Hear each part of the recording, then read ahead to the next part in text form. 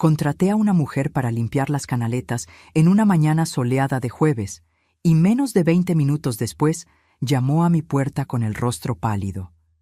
«Perdone que la moleste, doña Marta, pero ¿usted vive sola aquí?» Mi taza de té tembló en mi mano. «Vivo con mi nieta. ¿Por qué?» Ella vaciló mirando hacia atrás, hacia la ventana del ático. «Porque hay alguien allá arriba. Vi una sombra moviéndose y escuché a alguien llorando. Antes de continuar, deja un comentario diciendo desde qué país nos estás viendo. Me encanta saber que mi historia está llegando a personas en tantos lugares diferentes. Eso me da fuerzas para compartir lo que pasó. Mi nombre es Marta. Tengo 73 años y durante toda mi vida me he sentido orgullosa de ser una mujer atenta. Crié a 3 hijos sola después de que mi esposo falleció en un accidente de trabajo cuando yo tenía apenas 35 años. Trabajé como enfermera por 40 años, cuidando personas, notando detalles que otros ignoraban, salvando vidas porque prestaba atención a las señales.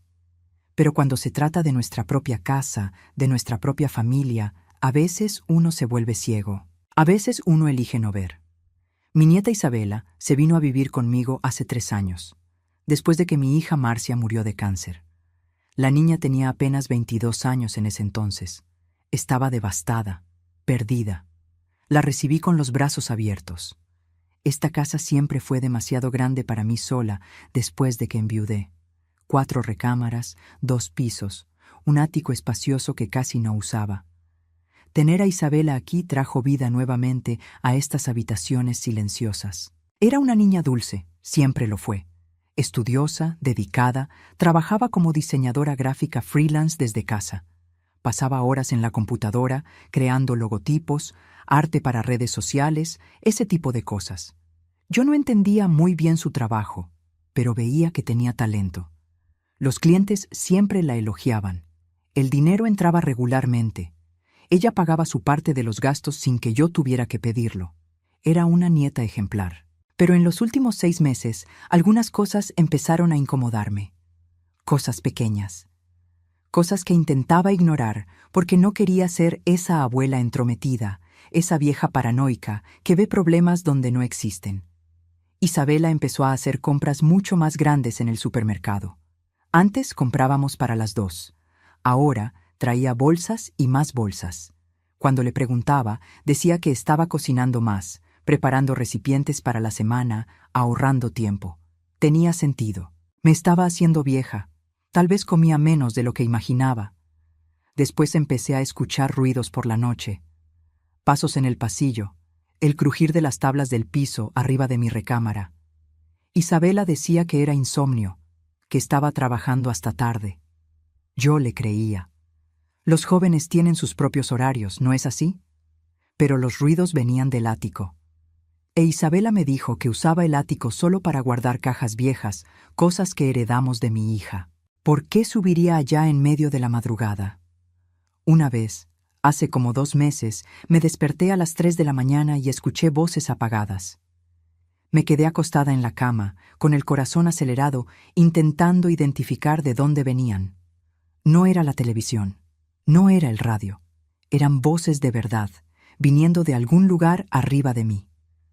A la mañana siguiente, le pregunté a Isabela si había traído a alguien a casa. Se rió y dijo que debía haberlo soñado, que a veces veía clases en línea para aprender nuevas técnicas de diseño. ¿Clases en línea a las 3 de la mañana? Pero no quise discutir. No quise parecer una vieja controladora. Lo que realmente debió haberme alertado fue la ropa. Hace 3 semanas, mientras doblaba la ropa limpia, noté que había prendas que no eran mías ni de Isabela. Un suéter color vino, talla chica. Isabela usaba mediana. Pantalones de mezclilla que no eran de su estilo. Calcetines que nunca había visto. Cuando le pregunté, dijo que había comprado ropa nueva, que estaba experimentando un estilo diferente.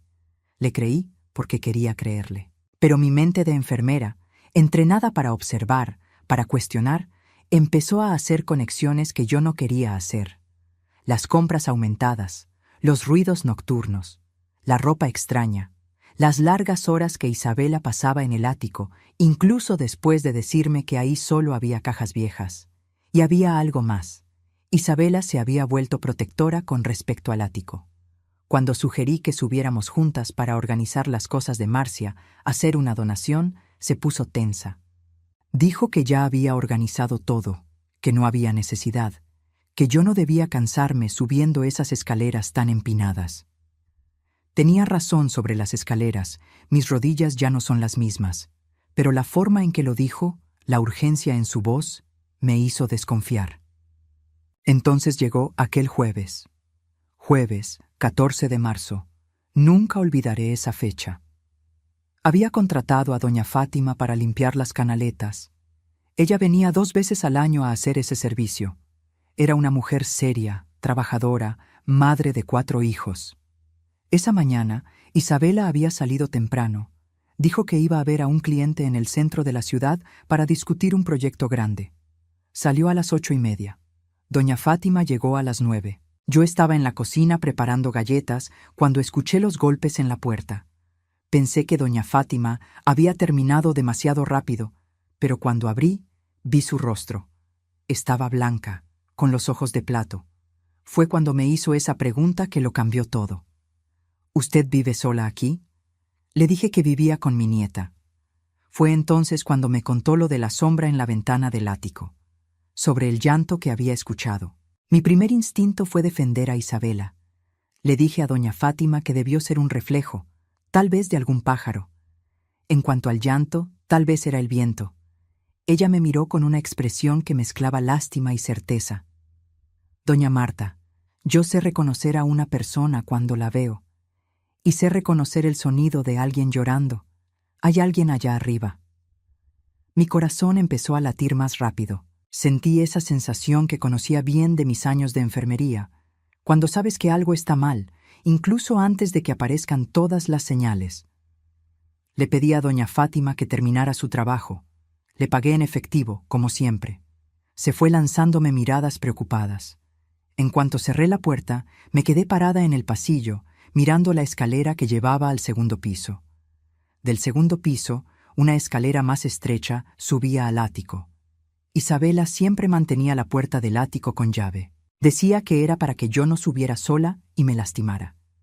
Pero, ¿sería solo eso? Subí despacio, agarrándome fuerte del pasamanos. Mis rodillas protestaban en cada escalón. Llegué al segundo piso. La puerta del cuarto de Isabela estaba cerrada. La puerta de mi antiguo cuarto de costura estaba cerrada. Y la puerta del ático, al final del pasillo, también estaba cerrada. Me acerqué. Mi mano tembló cuando toqué la perilla, cerrada, como siempre. Pero entonces hice algo que no hacía hace años. Pegué el oído a la puerta y escuché. Silencio, solo silencio. Iba a rendirme cuando lo escuché. Un sonido ahogado, como si alguien hubiera intentado sofocar un sollozo. Se me heló la sangre. Toqué ligeramente la puerta. ¿Hay alguien ahí? Silencio total. Pero era un silencio diferente ahora, un silencio tenso de quien está conteniendo la respiración. Por favor, dije con la voz trémula, si hay alguien ahí, puedo ayudar. Nada. Bajé las escaleras, pero mi mente daba vueltas. Necesitaba entrar en ese ático. Necesitaba ver qué me estaba ocultando Isabela. El resto de esa mañana pasó como un borrón. Me quedé sentada en la cocina, mirando al techo, como si pudiera ver a través de las tablas de madera lo que había allá arriba. Intenté convencerme de que estaba exagerando, que mi imaginación de vieja estaba creando problemas donde no existían. Pero 40 años como enfermera me enseñaron a confiar en mis instintos. Y mis instintos gritaban que algo estaba profundamente mal. Isabela regresó a casa a las 2 de la tarde. Entró sonriendo, cargando un portafolios elegante, el cabello recogido en un chongo perfecto. «Hola, abue. La reunión fue genial. Creo que voy a cerrar este contrato». Me dio un beso en la frente, como siempre hacía. Se preparó un sándwich, platicó animadamente sobre el proyecto, sobre cómo el cliente quedó impresionado con su portafolio. Todo normal. Todo perfectamente normal. Pero yo la observaba con otros ojos ahora. «¿Cómo fue la limpieza de las canaletas?», preguntó casualmente mientras mordía su sándwich. «Bien», respondí, midiendo mis palabras. Doña Fátima comentó que escuchó ruidos extraños viniendo del ático.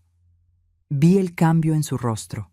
Fue sutil, apenas una fracción de segundo, pero lo vi. Sus ojos se entrecerraron levemente. Su mandíbula se puso tensa. Después sonrió, pero la sonrisa no llegó a sus ojos. Probablemente los ratones. Ya te dije que necesitamos poner veneno allá arriba. Dijo que escuchó a alguien llorando, continué, observando cada reacción, y vio una sombra en la ventana. Isabela soltó el sándwich. Por un largo momento nos quedamos mirándonos. Entonces se rió, pero era una risa forzada, artificial. Abue, ella tiene mucha imaginación. Ya sabes cómo son esas mujeres, siempre inventando historias. Probablemente vio el reflejo de los árboles y pensó que era una persona. Se levantó, llevó el plato al fregadero. Por cierto, tengo que trabajar. Tengo una fecha de entrega muy apretada. Y subió las escaleras antes de que yo pudiera responder. Escuché sus pasos en el segundo piso. Después escuché el sonido inconfundible de una llave girando en una cerradura. Estaba en el ático. Me quedé ahí sentada, con las manos temblando. Mi propia nieta me estaba mintiendo. Estaba segura ahora. La pregunta era, ¿qué estaba escondiendo? Y más importante, ¿a quién estaba escondiendo? Esperé hasta el anochecer.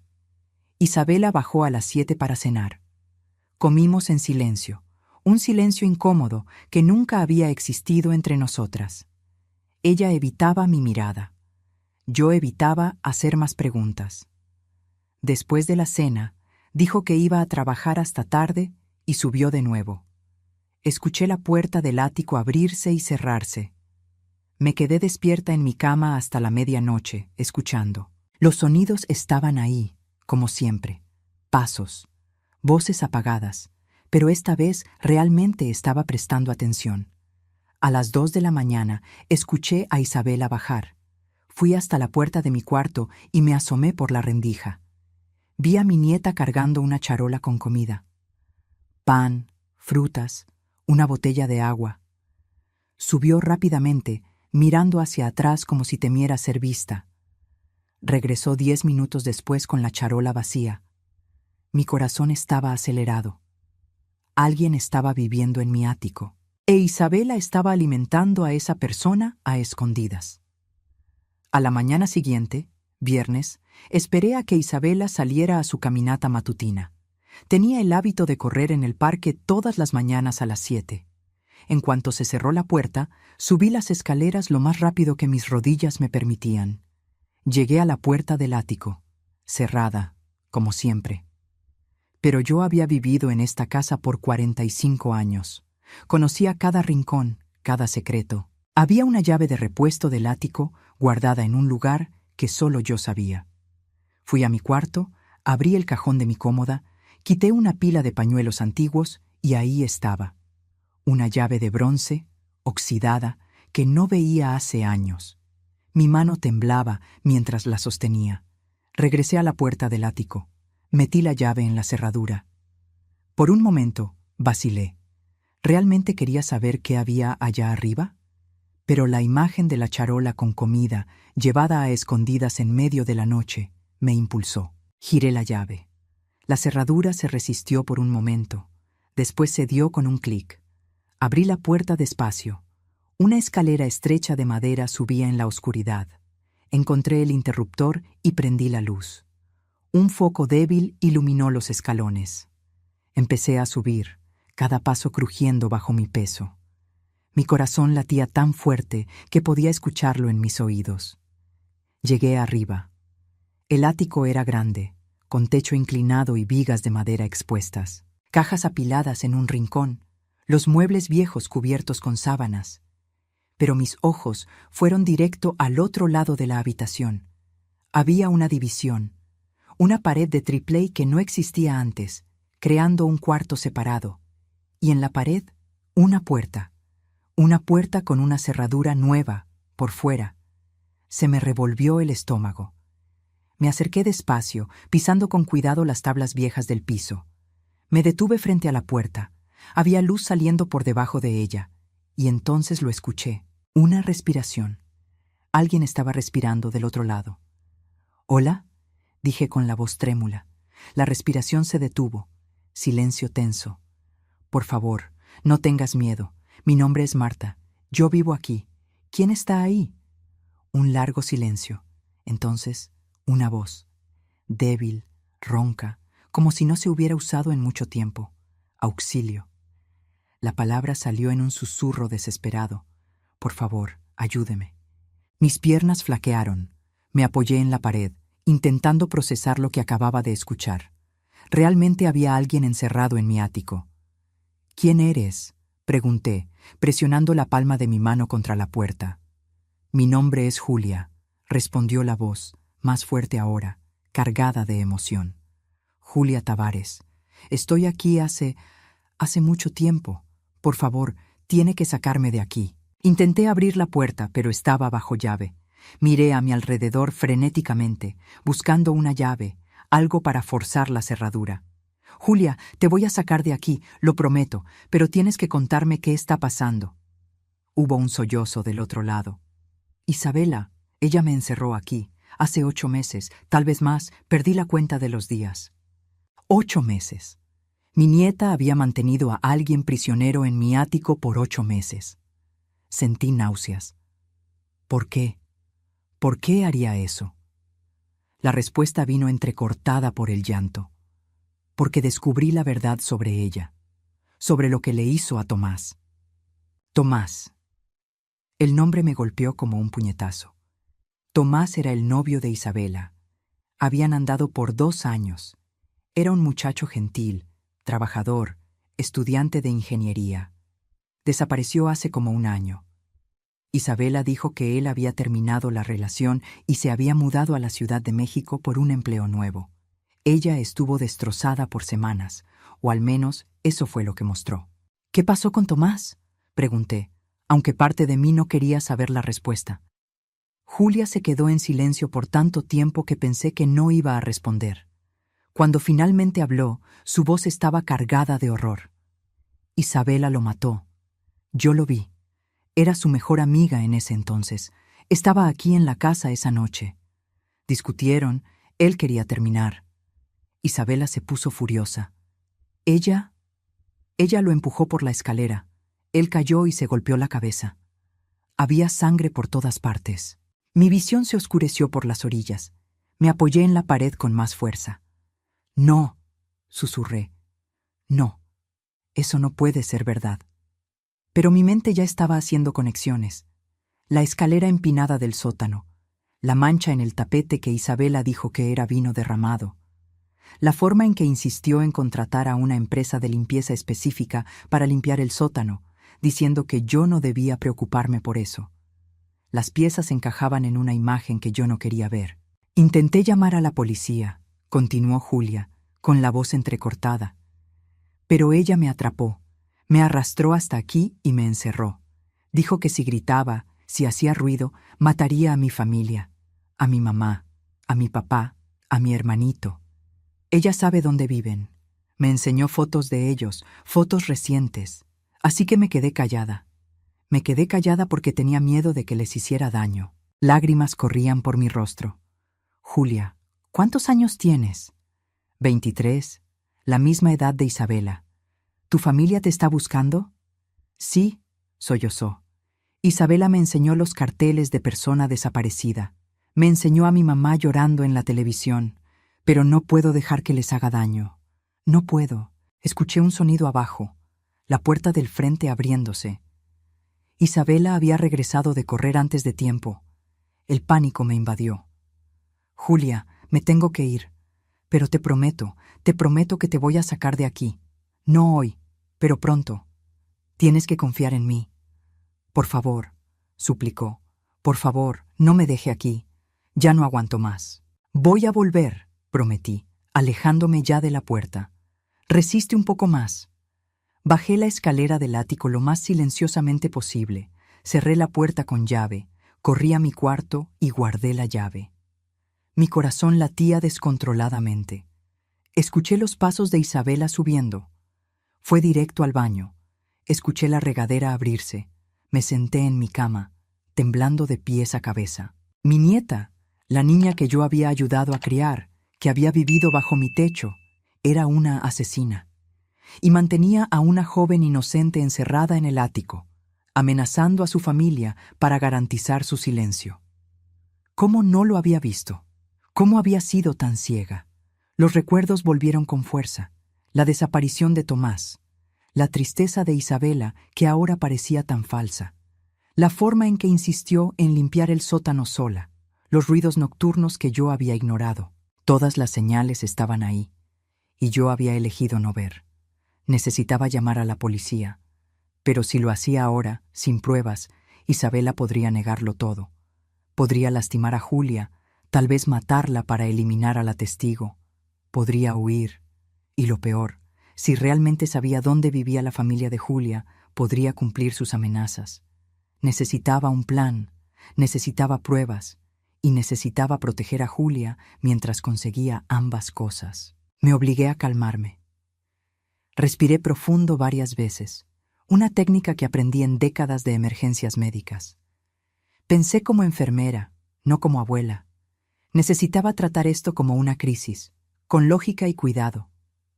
Primero, necesitaba ganar tiempo. Fingir que no sabía nada. Seguir actuando normalmente con Isabela. Segundo, necesitaba documentar evidencias. Tercero, necesitaba encontrar una forma de ayudar a Julia sin poner a su familia en riesgo. Isabela salió de bañarse. La escuché moviéndose por su cuarto. Unos minutos después bajó. Yo estaba en la cocina, preparando el desayuno, como hacía todas las mañanas. Mi nieta entró sonriendo, con el cabello aún húmedo. «Buen día, abue, no inventes, tengo muchísima hambre». Se sentó a la mesa. Le puse un plato de huevos a la mexicana y pan tostado enfrente. Mi mano temblaba levemente, pero intenté disimularlo. «¿Estás bien?», preguntó Isabela notándolo. «Te ves pálida». «Solo una noche de mal sueño», respondí, forzando una sonrisa. «Cosas de vieja, ya sabes». Se rió y empezó a comer. Me senté frente a ella, tomando mi café, observando. ¿Cómo nunca había notado la frialdad en sus ojos? La forma calculada en que se movía, hablaba, sonreía. Todo parecía una actuación ahora. Una máscara perfecta escondiendo a un monstruo. Los días siguientes fueron los más difíciles de mi vida. Vivir bajo el mismo techo que mi nieta, sabiendo lo que había hecho, lo que estaba haciendo, y tener que fingir que todo estaba normal. Todas las mañanas me despertaba con el peso del secreto aplastándome el pecho. Todas las noches me quedaba despierta escuchando los sonidos del ático, sabiendo que Julia estaba allá arriba, presa, esperando una salvación que yo aún no sabía cómo proporcionar. Empecé a observar a Isabela más atentamente. Su rutina era meticulosa. Subía al ático 3 veces al día, temprano por la mañana, antes de correr, cuando le llevaba el desayuno a Julia, por la tarde, cuando le llevaba la comida, y tarde por la noche, alrededor de las 2 de la mañana, cuando le llevaba la cena. Siempre cerraba la puerta del ático tras de sí. Siempre llevaba una llave específica en el bolsillo, una llave diferente a la que yo había encontrado. Noté otras cosas también. Isabela hacía compras en efectivo, nunca con tarjeta. Eso dejaba menos rastros. La ropa extra que yo había visto en la lavandería era de Julia. Isabela lavaba la ropa de la prisionera junto con la nuestra. Había medicamentos en el botiquín del baño que yo no reconocía. Ansiolíticos, pastillas para dormir. Isabela probablemente los estaba usando para mantener a Julia dócil, controlable. Al tercer día de haber descubierto a Julia, encontré una oportunidad. Isabela tenía una reunión importante con un cliente nuevo en el centro de la ciudad. Salió a las 10 de la mañana y dijo que no volvería hasta la tarde. En cuanto vi su coche desaparecer en la esquina, subí las escaleras. Mis rodillas protestaban, pero ignoré el dolor. Llegué al ático, abrí la puerta, subí la escalera estrecha. Me detuve frente a la puerta del cuarto improvisado donde Julia estaba presa. «Julia», llamé bajito. «Soy yo, Marta. Isabela salió. Tengo algunas horas». Escuché movimiento del otro lado. «¿Doña Marta?» Su voz sonaba tan aliviada que se me partió el corazón. Necesito hacerte algunas preguntas. Necesito entender todo para poder ayudarte bien. ¿Puedes contarme todo lo que pasó? Y ella me lo contó. A través de esa puerta cerrada, Julia me contó la historia más terrible que jamás había escuchado. Ella e Isabela habían sido mejores amigas desde la universidad. Cuando Marcia, mi hija, murió e Isabela se vino a vivir conmigo, Julia la visitaba seguido. Ella y Tomás se llevaban bien. Pero Isabela era posesiva con Tomás, excesivamente posesiva. Julia se daba cuenta, pero pensaba que era solo inseguridad normal. Aquella noche fatal, hace un año, Julia había venido a cenar con nosotras. Lo recordaba vagamente. Me había ido a dormir temprano porque no me sentía bien. Después de que me dormí, llegó Tomás. Él e Isabela discutieron en su cuarto. Julia escuchó todo desde la planta baja. Tomás quería terminar. Decía que Isabela era controladora, sofocante, que necesitaba espacio. Isabela le suplicó. Lloró. Después se puso furiosa. Salieron del cuarto, contó Julia, con la voz temblando por el recuerdo. Tomás ya se iba. Estaba al principio de la escalera del sótano cuando Isabela le gritó algo sobre que se arrepentiría de dejarla. Él se volteó para responder y ella lo empujó. Lo vi, doña Marta. Lo vi con mis propios ojos. Estiró las manos y lo empujó con fuerza. Él cayó rodando por la escalera. El sonido. Nunca voy a olvidar ese sonido. Julia había corrido a ayudar. Tomás estaba en el piso del sótano, inmóvil, sangrando de la cabeza. Ella quiso llamar a una ambulancia, pero Isabela se lo impidió.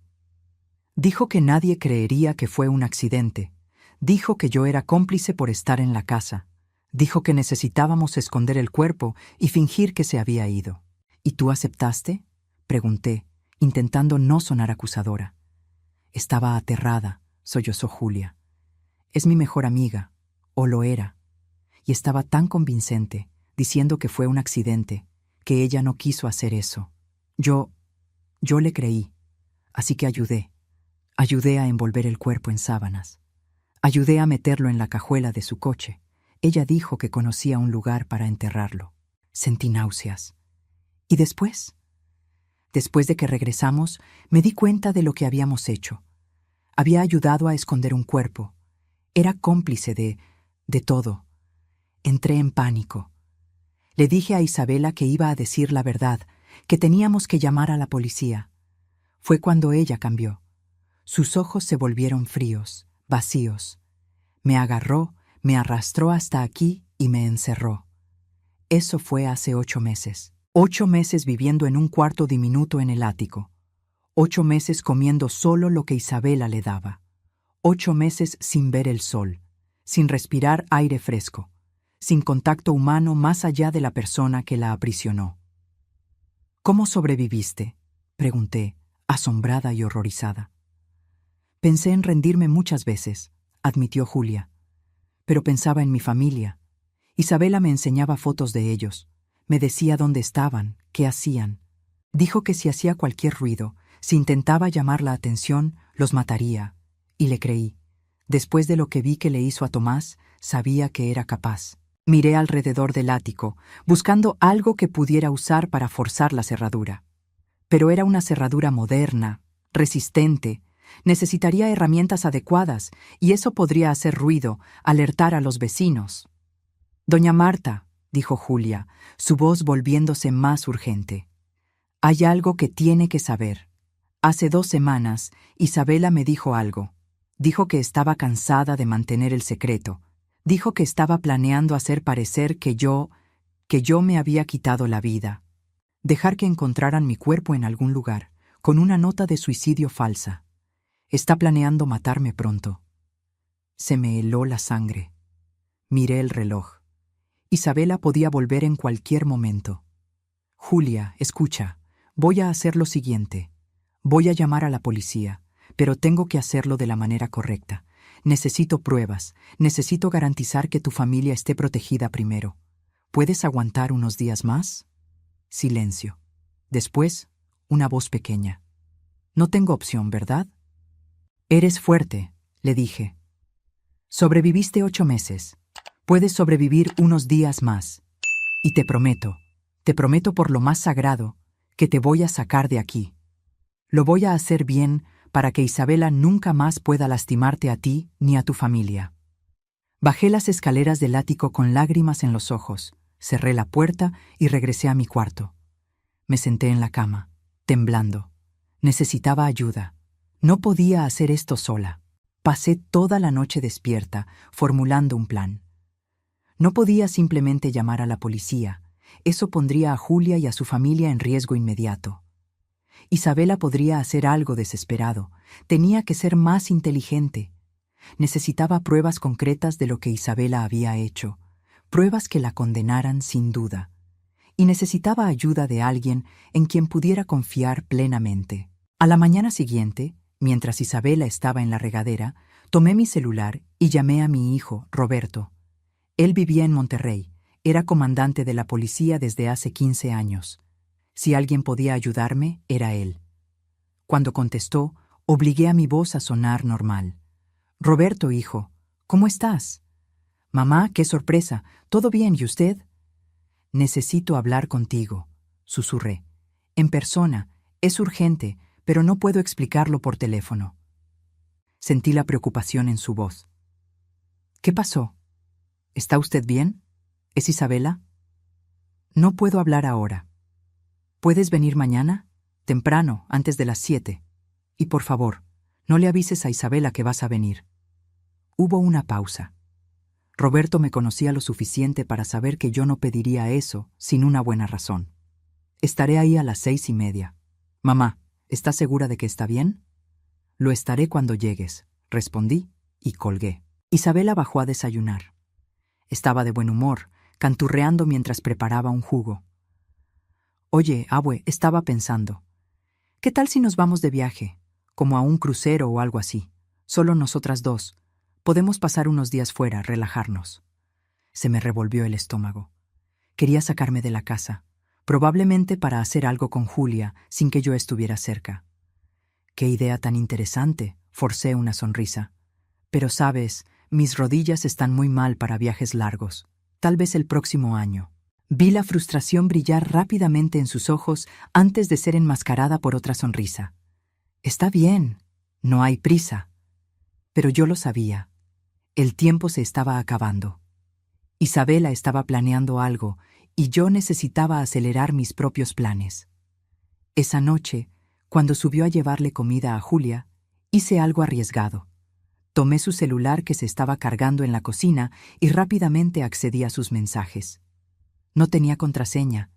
Confiaba en que yo no me metería en sus cosas. ¡Qué ironía! Encontré conversaciones con personas que no conocía. Alguien llamado M, que parecía estar ayudando con algo. Deslicé los mensajes, mi corazón acelerándose. ¿El lugar está listo? Sí, como quedamos. ¿Y la fecha? El próximo miércoles. No va a dejar rastros. El próximo miércoles. En 5 días. Isabela estaba planeando deshacerse de Julia en 5 días. Tomé fotos de las conversaciones rápido con mi propio celular, borré el historial de lo que había visto y puse su teléfono de regreso. Subí las escaleras lo más silenciosamente posible y regresé a mi cuarto antes de que Isabela bajara. A la mañana siguiente me desperté a las 5:30.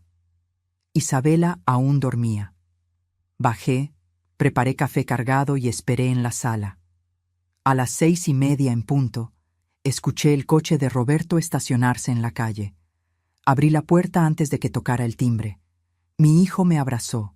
Su rostro mostraba preocupación. «Mamá, ¿qué está pasando?» «Entra», susurré. «Rápido, antes de que despierte». Nos sentamos en la cocina. Roberto venía de uniforme. Venía directo de un operativo nocturno. Miré al hijo que había criado, que se había convertido en un hombre bueno, un policía dedicado, y se lo conté todo. Sobre Julia encerrada en el ático, sobre Tomás asesinado, sobre las amenazas a la familia de Julia, sobre el plan de Isabela de deshacerse de la testigo en 5 días. Roberto se puso pálido. «Mamá, ¿Estás segura? Isabela, es mi sobrina, la vi crecer. Yo también, respondí, con lágrimas corriendo, y te estoy diciendo que es peligrosa, mortalmente peligrosa. Le enseñé las fotos de los mensajes que había tomado. Roberto las estudió, su expresión volviéndose cada vez más sombría. Tenemos que actuar rápido, pero con cuidado. Si se da cuenta de que lo descubrimos, puede hacer algo desesperado. Lo sé, acepté. Por eso te llamé. Necesito que me digas qué hacer. Roberto pensó por un momento, con su mente de policía trabajando. Primero, necesito escuchar a Julia. Necesito su declaración. Segundo, necesito localizar el cuerpo de Tomás. Sin eso, el caso es más difícil. Tercero, necesito proteger a la familia de Julia antes de que hagamos cualquier movimiento. ¿Y qué hay del M de los mensajes? Lo voy a rastrear, pero eso toma tiempo. Tenemos 5 días. Menos que eso, corregí. Tenemos que actuar antes del miércoles. Roberto asintió. Voy a poner a un equipo discreto vigilando la casa. Si Isabela intenta salir con Julia, la vamos a interceptar. Mientras tanto, sigue actuando normal. No dejes que note que lo sabemos. ¿Y Julia? ¿Aguanta unos días más? Pensé en la joven encerrada allá arriba, que ya llevaba 8 meses sobreviviendo a una pesadilla. Va a tener que aguantar. Escuchamos un ruido arriba. Isabela se estaba despertando. Roberto se levantó rápido. Me voy. Pero mamá, cualquier cosa, cualquier movimiento extraño, llámame de inmediato. Tendré a un equipo listo en cualquier momento. Me abrazó fuerte. Y tenga cuidado, si realmente mató una vez, puede matar de nuevo. Después de que Roberto se fue, subí a mi cuarto. Pocos minutos después, Isabela bajó. Escuché un coche, comentó casualmente. ¿Era alguien conocido? Solo un vecino. Mentí, sorprendida de la facilidad con la que me salió la mentira. Necesitaba un poco de azúcar. Me observó por un largo momento, y por un segundo aterrador. Pensé que lo sabía. Entonces sonrió. Voy a hacer hot cakes, tus favoritos. Mientras cocinaba, silbando suavemente, miré la espalda de mi nieta y me pregunté cómo habíamos llegado a este punto. Cómo la niña dulce que conocía se había transformado en este monstruo. Los 3 días siguientes fueron una agonía. Cada momento, cada interacción con Isabela era una actuación. Tenía que fingir que todo estaba normal, que no sabía que había una prisionera en el ático, que mi nieta no era una asesina. Era como vivir en una película de terror, donde el monstruo está sentado frente a ti en el desayuno, sonriendo y platicando del clima. Roberto trabajaba tras bambalinas. Me llamaba cuando Isabela no estaba cerca, dándome actualizaciones. Había localizado a la familia de Julia y puesto protección discreta, oficiales de civil vigilando su casa sin que ellos lo supieran. Había rastreado al M de los mensajes. Era un hombre llamado Marcos, que tenía antecedentes penales y aparentemente Isabela le estaba pagando para ayudar a descartar a Julia. En cuanto al cuerpo de Tomás, eso era más complicado. Roberto necesitaba más información y la única persona que sabía dónde estaba era Isabela o Julia. Una mañana, cuando Isabela salió a comprar el mandado, aproveché para subir al ático de nuevo. «Julia», llamé a través de la puerta, «necesito que intentes recordar algo. Aquella noche, cuando tú e Isabela escondieron el cuerpo de Tomás, ¿a dónde fueron? ¿Algún detalle que recuerdes?» Julia se quedó en silencio, claramente intentando recordar un recuerdo traumático. Fue fuera de la ciudad. Tardamos como 2 horas. Había un camino de tierra, una zona rural. Recuerdo un viejo molino abandonado, o algo parecido. Y había un lago cerca. Ella dijo que era propiedad de su familia, que nadie iba ahí hace años. Mi corazón se disparó. Sabía exactamente dónde era.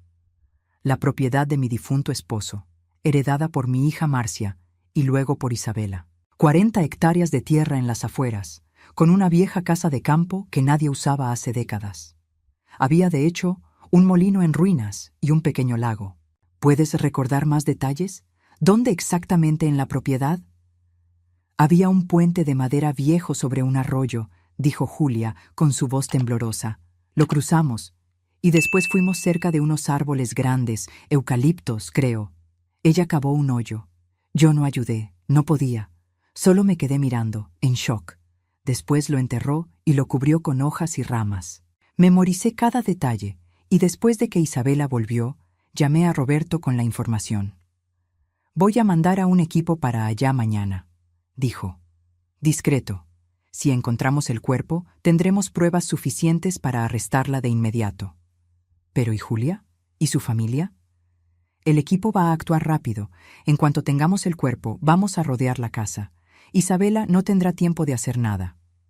Martes. Un día antes del plazo final de Isabela. La tensión en la casa era palpable. Isabela estaba extrañamente tranquila, casi serena. Se pasó el día organizando papeles, limpiando su cuarto, como si se estuviera preparando para algo. Por la noche bajó con una botella de vino. «¿Abue? ¿Brindamos?» Se me revolvió el estómago. «¿Brindar por qué?» «Por los nuevos comienzos», dijo ella sirviendo 2 copas. «A veces necesitamos dejar el pasado atrás y seguir adelante». Las palabras tenían un doble sentido siniestro. Tomé la copa, pero no bebí. Cuando Isabela no estaba mirando, tiré el vino en una maceta. No confiaba en nada de lo que me diera ahora. Isabela se bebió su copa entera, después subió. «Me voy a dormir temprano. Mañana será un día importante». Después de que se fue a su cuarto, llamé a Roberto. «Está planeando algo para mañana, estoy segura». «El equipo encontró el cuerpo hoy por la tarde», dijo Roberto, y sentí un alivio terrible. «Exactamente donde dijo Julia. Estamos procesando las pruebas. Mañana por la mañana estaremos listos para actuar». «Por favor, que sea temprano», supliqué, «antes de que pueda hacer cualquier cosa». «A las 6 de la mañana. Tendremos a un equipo rodeando la casa. No vamos a dejar que escape, mamá». Pero no pude dormir esa noche. Me quedé acostada en la cama, escuchando cada ruido de la casa. Cerca de las 2 de la mañana, escuché los pasos familiares de Isabela subiendo al ático. Esta vez, se tardó más de lo normal allá arriba. 40 minutos, 1 hora. ¿Qué estaba haciendo? Cuando finalmente bajó, me acerqué a mi puerta y me asomé por la rendija. Vi a Isabela cargando una maleta grande. Se me heló la sangre. ¿Se estaba preparando para huir? Subió de nuevo. Después de unos minutos, bajó cargando otra maleta. Puso ambas cerca de la puerta principal. Mi corazón latía tan fuerte que pensé que ella lo escucharía. Isabela planeaba irse de madrugada, antes de que llegaran Roberto y el equipo. Tenía que hacer algo. No podía dejar que se llevara a Julia. Esperé hasta que Isabela volvió al cuarto. Entonces, con las manos temblando, tomé mi celular y llamé a Roberto. «Se está yendo ahora», susurré. «Tiene maletas en la puerta. Creo que se va a llevar a Julia». «Voy en camino», dijo Roberto. 15 minutos. «Mamá, enciérrese en el cuarto. No intente detenerla sola». Pero ¿cómo podía quedarme encerrada en el cuarto mientras ella se llevaba a esa pobre muchacha a la muerte? Escuché a Isabela bajando las escaleras. Vi por la rendija que estaba vestida, lista para salir. Tomó las maletas y salió. Escuché la cajuela del coche abrirse y cerrarse. Después volvió a entrar. Mi corazón casi se detiene cuando me di cuenta. Iba a buscar a Julia ahora. Tomé una decisión. Salí de mi cuarto lo más silenciosamente posible. Subí las escaleras tras ella. Vi que abrió la puerta del ático y empezó a subir. No lo pensé, solo actué. Tomé mi bastón. Tenía uno que usaba cuando mis rodillas estaban mal, y la seguí. Isabela no me escuchó subir tras ella. Estaba demasiado concentrada en su tarea. Cuando llegó al tope de la escalera del ático, vi que abrió la puerta del cuarto donde Julia estaba presa. «Hora de irnos», le escuché decir, con un tono frío e indiferente. «Levántate». Subí los últimos escalones, con mi cuerpo protestando, pero mi determinación inquebrantable. Cuando llegué arriba, vi la escena que me horrorizó. Julia estaba flaca, tanto que se le marcaban los huesos. Su cabello estaba largo y enmarañado. Vestía ropa holgada y sucia, pero sus ojos estaban vivos, llenos de terror. Isabela la sostenía del brazo, jalándola brutalmente. Isabela, mi voz salió más fuerte de lo que esperaba. Mi nieta se volteó, impactada. Por un momento nos quedamos mirando.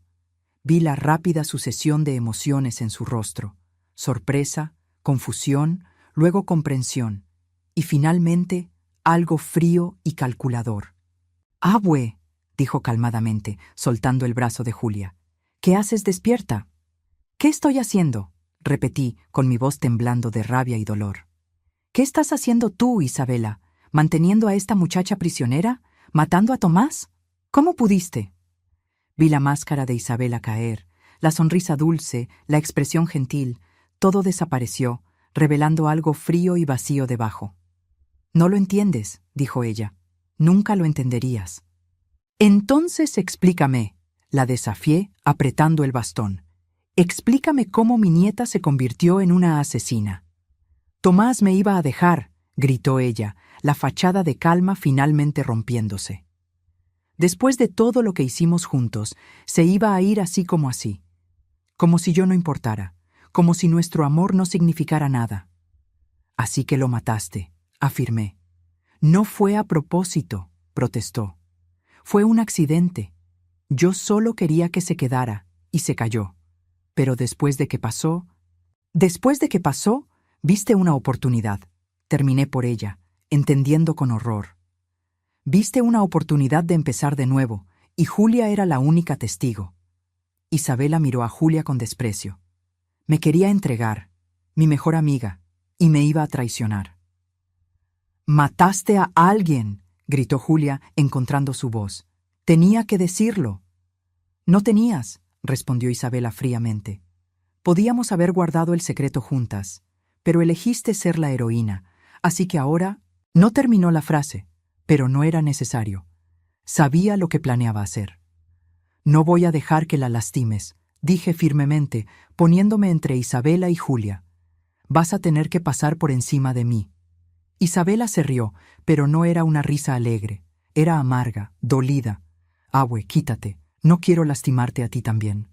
«¿A mí también?», repetí. «¿Me estás diciendo que ya planeabas lastimarme?» «Si era necesario», admitió, y esas palabras me calaron más hondo que cualquier cuchillo. La niña que había ayudado a criar estaba dispuesta a matarme si estorbaba en sus planes. «Isabela», intenté una última vez, «no es demasiado tarde. Podemos arreglar esto. Te puedes entregar, decir la verdad sobre Tomás. Fue un accidente, como dijiste. Julia puede testificar eso. Pero esto», señalé a Julia, «esto es secuestro, es tortura. Cada día que la tuviste aquí, lo hace todo peor». «No». Isabela sacudió la cabeza. «Ya llegué demasiado lejos. La única salida ahora es seguir». Dio un paso hacia mí. Levanté mi bastón, algo ridículo contra una mujer joven y fuerte, pero era todo lo que tenía. «Mamá», la voz de Isabela cambió, volviéndose casi suplicante. «Por favor, siempre me has amado, siempre me has apoyado. Hazlo por mí. Finge que nunca te enteraste. Me llevaré a Julia y me iré. No volverás a verme. Puedes vivir el resto de tus días en paz». ¿En paz?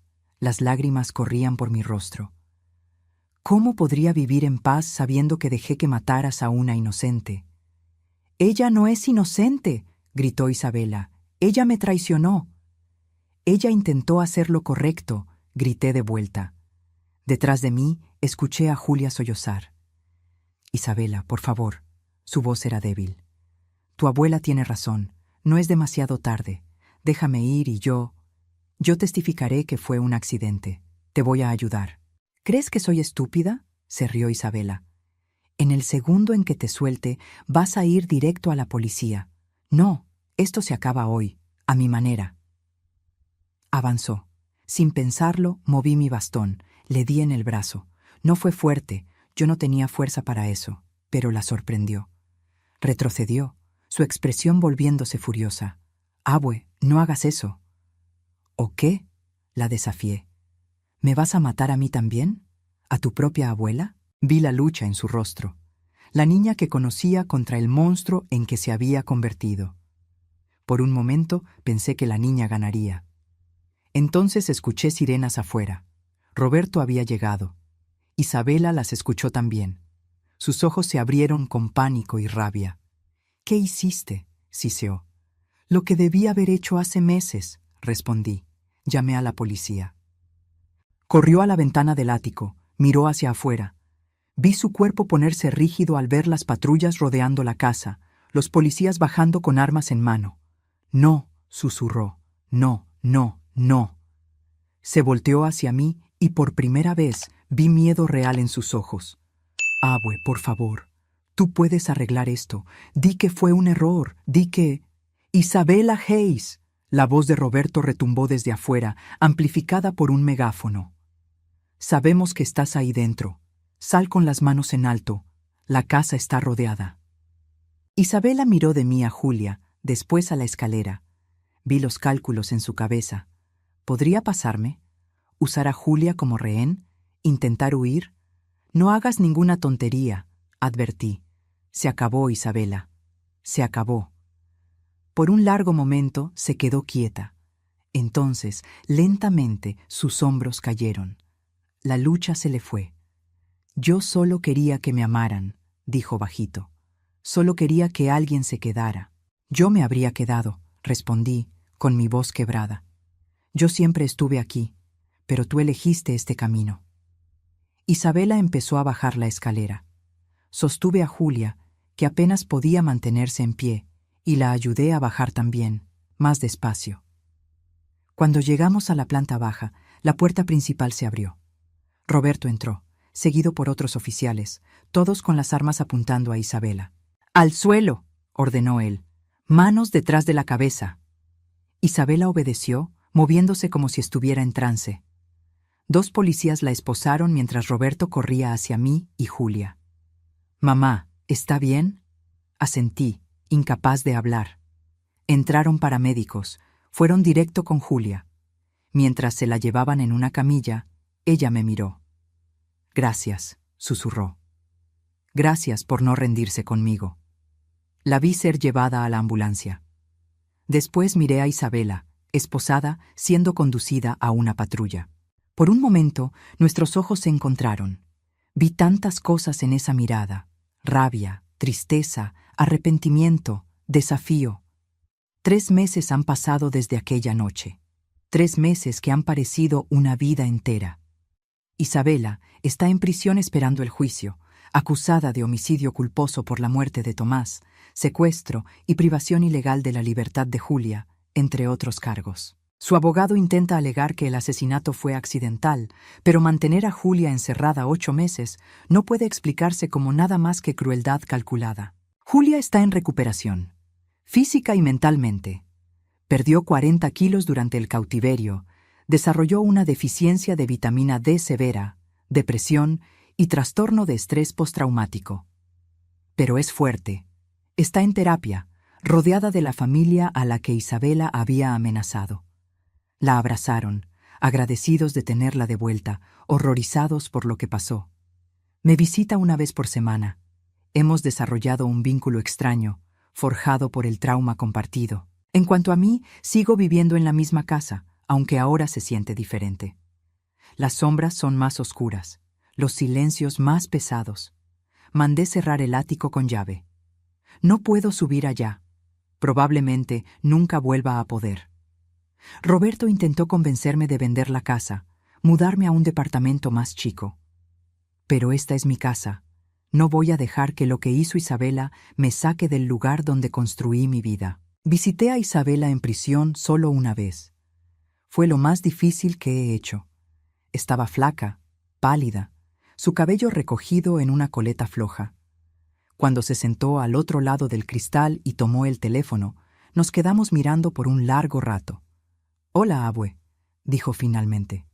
«Hola, Isabela». Mi voz salió ronca. «¿Cómo estás?». Ella se encogió de hombros. «¿Cómo crees? Ya no sé qué pensar de ti», admití. «No sé si te odio, si te tengo lástima, o ambas cosas». «Lo entiendo», dijo bajito. «¿Me odias?». Ella lo pensó por un momento.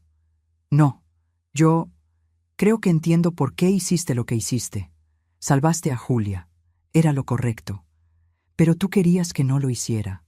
Sí, admitió. Una parte de mí todavía desearía que me hubieras dejado ir. Nos quedamos en silencio. Después hice la pregunta que me perseguía desde aquella noche. ¿Cómo llegaste a este punto, Isabela? ¿Cómo la niñita dulce que conocía se transformó en alguien capaz de hacer lo que hiciste? Sus ojos se llenaron de lágrimas. No lo sé, abue. Te juro que no lo sé. Cuando Tomás se cayó, cuando lo vi ahí tirado, por un segundo sentí horror. Pero después sentí alivio. Y eso me asustó más que nada. ¿Alivio? Porque si estaba muerto, no podía dejarme, explicó ella, con lágrimas corriendo. Y sé lo enfermo que suena, lo sé, pero en ese momento tuvo sentido para mí. Luego, con Julia, cuando amenazó con denunciarme, yo solo reaccioné. Tenerla encerrada era la única forma de mantener mi secreto, de mantener mi vida. Pero no era vida, argumenté. Era una mentira construida sobre muerte y sufrimiento. Lo sé ahora, susurró, pero en ese tiempo parecía la única opción. Miré a la nieta que había ayudado a criar y vi a una extraña. Vas a tener mucho tiempo para pensar en tus elecciones, dije. Y espero, verdaderamente espero, que encuentres alguna forma de redención. Pero ya no puedo ser parte de tu vida, Isabela. No puedo visitarte, no puedo apoyarte en esto. Sería una traición a Julia, a Tomás y a todo en lo que creo. Ella asintió, con más lágrimas cayendo. Lo entiendo. Yo solo quería decirte que lo siento. Sé que no cambia nada, pero necesito que lo sepas. Lo sé, respondí. Y algún día, tal vez pueda perdonarte, pero no hoy, no por mucho tiempo. Me levanté para irme. En la puerta me volteé una última vez. Adiós, Isabela.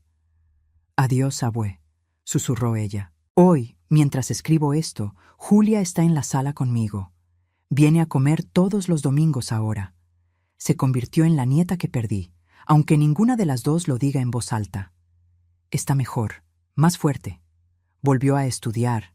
Planea graduarse de psicología para ayudar a otros sobrevivientes de traumas.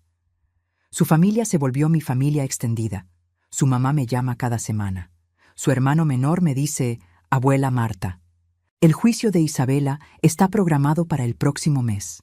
Voy a testificar, aunque la idea me parta el corazón. Contaré lo que vi, lo que descubrí, lo que admitió. Lo haré por Julia. Lo haré por Tomás, que merece justicia incluso en la muerte. Y lo haré por todas las víctimas de violencia doméstica, de relaciones obsesivas, de personas que piensan que amor significa control. ¿Qué aprendí con todo esto? Que a veces las personas que más amamos son capaces de cosas inimaginables. Que el amor sin límites, sin respeto por la autonomía del otro, puede transformarse en algo destructivo. Que necesitamos prestar atención a las señales, incluso cuando, especialmente cuando, vienen de adentro de nuestra propia casa. Si estuviera aquí platicando contigo ahora, te diría esto: confía en tus instintos. Si algo parece estar mal, probablemente lo esté. No ignores las señales porque es más cómodo no ver. No permitas que la lealtad familiar te impida hacer lo correcto. Julia sobrevivió porque se negó a rendirse, incluso en los momentos más oscuros, porque creyó que alguien, algún día, la encontraría. Y tenía razón. Me tardé 8 meses, pero la encontré. Así que, si tú o alguien que conoces está pasando por algo parecido, atrapado en una relación abusiva, mantenido en silencio por amenazas, sufriendo en secreto, sabe que hay esperanza. Siempre hay alguien a quien le importas, alguien que va a buscar, alguien que te va a creer. Isabela era mi nieta, mi propia sangre. Pero cuando tuve que elegir entre protegerla y salvar a una inocente, elegí hacer lo correcto. No fue fácil. Fue la decisión más difícil de mi vida, pero fue la elección correcta. Y si tuviera que hacerlo todo de nuevo, haría exactamente lo mismo. Gracias por escuchar mi historia hasta el final. Si tocó tu corazón, si te hizo pensar, te pido que dejes un comentario, le des un like y te suscribas al canal para más historias reales. Y si puedes, considera hacerte miembro del canal. Tu apoyo nos ayuda a seguir trayendo estas narrativas importantes que necesitan ser contadas. Comparte esta historia con alguien que necesite escuchar que nunca es tarde para hacer lo correcto, incluso cuando es lo más difícil. Hasta la próxima.